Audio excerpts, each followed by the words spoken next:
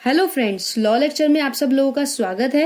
आज हम लोग सीपीसी यानी सिविल प्रोसीजर कोड में देखने वाले हैं सूट ऑफ सिविल नेचर को। ये सेक्शन 9 सीपीसी में दिया हुआ है। इस वीडियो में हम लोग देखने वाले हैं कि इसकी डेफिनेशन क्या है, एक्सप्लेनेशन देखेंगे, कंडीशंस देखेंगे, उसके बाद हम लोग देखेंगे कि सूट ऑफ सिविल नेचर क्या है और उसके बाद देखेंगे कि वो कौन कौन से सूट्स हैं वो जो सिविल नेचर में नहीं आते हैं। तो चलिए शुरू करते हैं। सबसे पहले बात कर लेते हैं कि भाई जब हमने सीपीसी पढ़ा था तो उसमें ये चीज थी कि सीपीसी में सिर्फ और सिर्फ सेक्शन नहीं है, सीपीसी में सेक्शन प्लस हमें ऑर्डर पढ़ने हैं। तो इसमें ये पार्ट 1 में सेक्शन 9 से 35 भी तक जनरल प्रिंसिपल चलते हैं। आप सेक्शन 9 देखने वाले हैं। तो इसमें अकॉर्डिंग टू सेक्शन 9 में लिखा हुआ है कि the court shall subject to the provision herein contained have jurisdiction to all suits of a civil nature excepting suits of which their cognizance is either expressly or impliedly।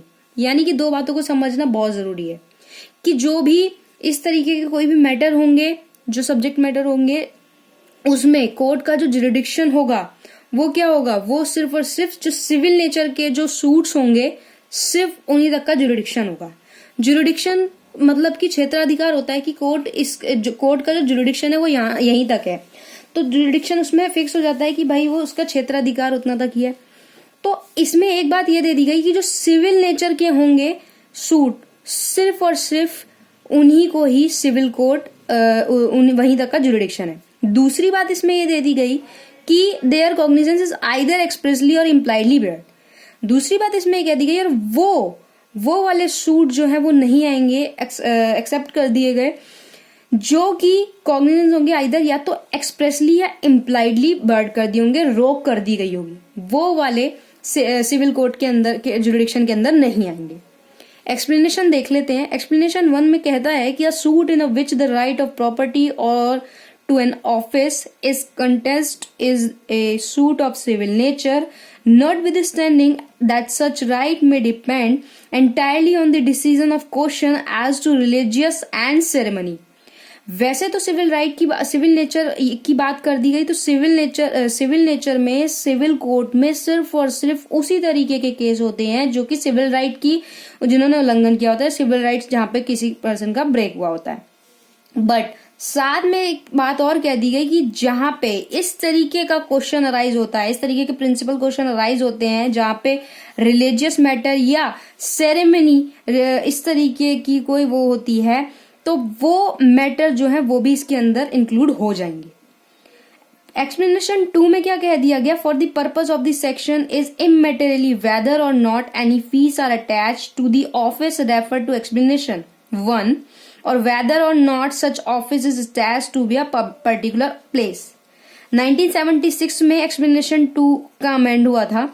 इसमें इन्होंने ये चीज बोली कि ये जो सेक्शन है इसमें मटेरियल जो रहेगा वो ये रहेगा कि भले ही वो जो संस्था है, वो जो ऑफिस है, भले ही वो फीस अटैच हो या ना हो संस्था से, जैसे कि एक्सप्लेनेशन 1 में समझाया हो गया है, तो वो चाहे वो पर्टिकुलर प्लेस जो हो वो अटैच हो या ना हो, तो उस तरीके के जो मैटर होंगे, भाई सिविल राइट की बात कर दी गई, लेकिन यहाँ पे कह दिया गया कि अगर कोई ऐसा क्वेश्चन अराइज हो जाता है जहाँ पे रिलीजियस और सेरेमनी मैटर की बात कर दी जाती है तो भी सिविल कोर्ट को ये राइट होगा कि वो ऐसे मैटर कर सकती है, उसका जुरिडिक्शन होगा।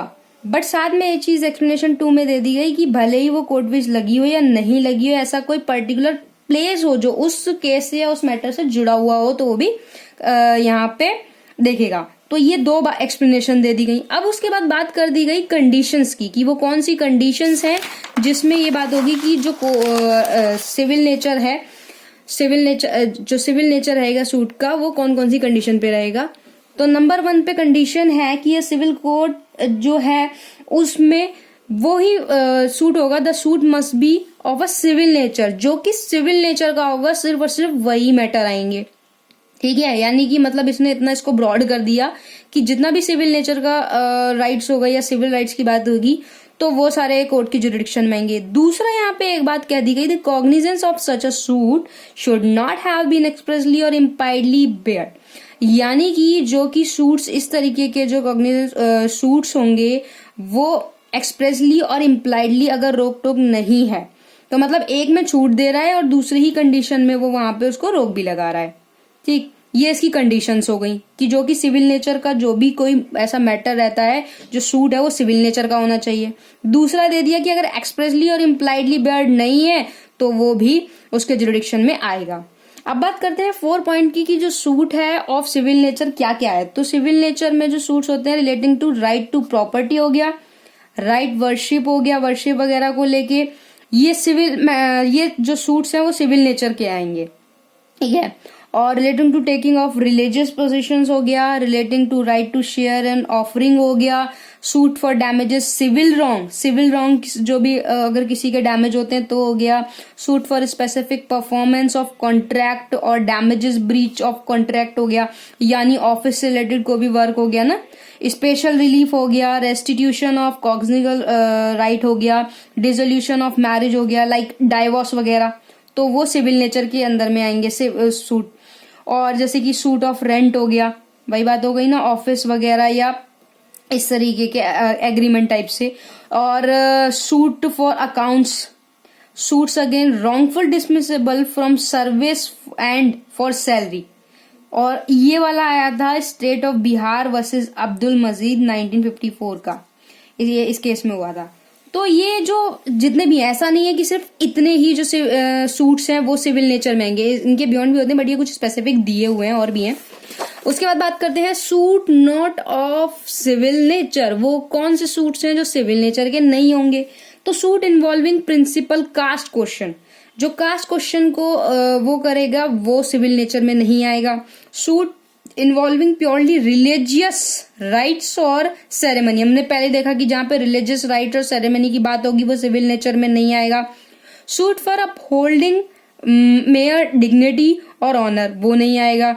रिकवरी और वॉलेंट्री पेमेंट और ऑफरिंग, वो नहीं आएगा। Suit against explanations from cast वगैरह, तो ये जो है ये सारे मैटर जो है वो सिविल नेचर में नहीं आएंगे वाले सूट्स।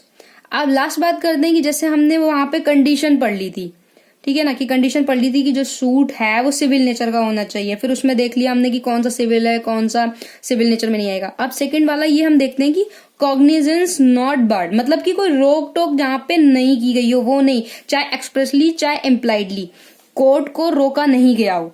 तो इसमें है whether matter following within the exclusively jurisdiction of revenue court और अंडर सीआरपीसी और under special tribunal etcetera are expressly barred from the cognizance of the civil court. Civil court में एक चीज है कि चाहे तो वो एक्सप्रेसली या इम्प्लाइडली अगर कोर्ट को वहां पे रोक कर दी गई है, वो कोर्ट नहीं उसका जुरिडिक्शन में आ रही है, या इस तरीके को मैटर लाइक रेंट ट्रिब्यूनल है, इलेक्ट्रिसिटी ट्रिब्यूनल से अलग अलग बना दिए गए हैं, तो इसमें सिविल कोर्ट जो है हस्तक्षेप नहीं करेगी, बार्ड है, वहां पे रोक कर दी गई है।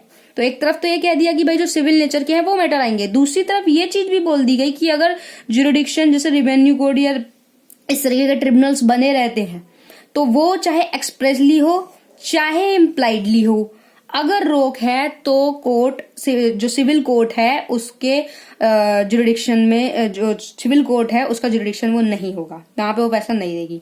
दूसरी बात यहाँ पे ध्यान रखने वाली है कि civil court always has jurisdiction to examine the provision of the act and the rule which bears its jurisdiction. जो कि सिविल कोर्ट है वो हमेशा जो ऐसे, मतलब अगर उसके जुरिडिक्शन में ऑलवेज ऐसे कोर्ट अगर कोई मैटर आता है तो वो उसको एग्जामिन करने की पावर रखती है, और यहाँ पे उसके लिए कोई ऐसा बाध्य नहीं है। मतलब एक तरफ तो बताया कि भाई ट्रिब्यूनल्स देखेंगे, बट अगर कोई ऐसा मैटर होता है जिसमें सिविल कोर्ट का आना जरूरी है तो वो एग्जामिन कर सकती है, ऐसे प्रोविजन है। दूसरी बात, जो सिविल कोर्ट है has inherent power to decide its own jurisdiction. यहाँ पे सिविल कोर्ट को यह पावर भी है कि वो डिसाइड कर सकती है कि उसके जुरिडिक्शन की पावर कहाँ तक होगी। हालांकि ट्रिब्यूनल्स बना दिए गए हैं, लेकिन अगर कोर्ट को कोई ऐसा मैटर लगता है कि जहां पर जुरिडिक्शन उसको बढ़ा देना चाहिए, ट्रिब्यूनल से नहीं हो रहा या कुछ भी ऐसी बात है, तो वो उसको एग्जामिन कर सकती है और अपनी पावर को खुद बढ़ा सकती है।